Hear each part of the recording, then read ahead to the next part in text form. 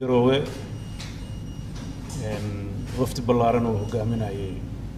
ergeyga gaarka ah ee qaramada midoobay oo ka tirsanaa wakiilka Soomaaliya ee EU-da iyo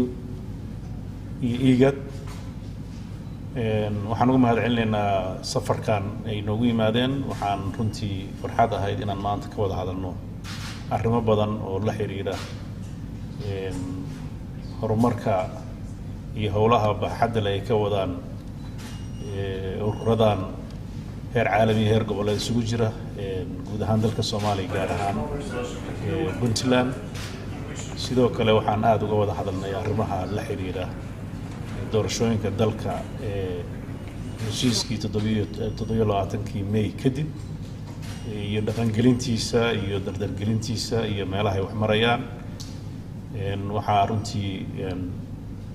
kala war qaadanay arrimaha intay hadda marayaan waxaana aan rajaynayaa in arrimaha dhiman oo ama dhinaca beesha caalamka ama dhinaca Soomaalidaba in ay sidii loogu talagalay oo u qorsheysnaayeen ay u dhacaan waa wixii arrimaha ku saabsan runtii is-aqoonad fiican ayaan ka yeelanay waxaana runtii noo wada muuqday in heshiiskii ilaa hadda sidii loogu talagalay uu ku socdo oo shaqooyinkii ugu horeeyay ee la xiriiray xalinta gudiyada meel fiican u marayo waxaan rajaynaynaa qodobadii kale oo lagu wada heshiiyay iyo caqabadihii jira oo dhan xalkooda in si midaysan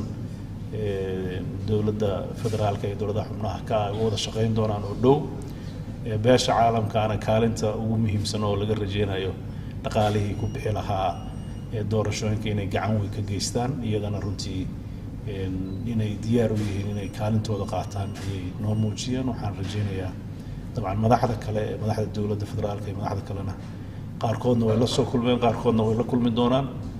waana uga mahadcelinaynaa mar walba doorka ay ka qaateen dhammaan shirarkii hore aan usoo qabanay iyo geedi socodkii ku saabsanaa arrimaha doorashooyinka oo ah kaalin qayb muhiim ah dib u dhiska dalka Soomaaliya arrintaasna waan uga bogaadinaynaa aad baad u mahadsantihiin soo dhawaada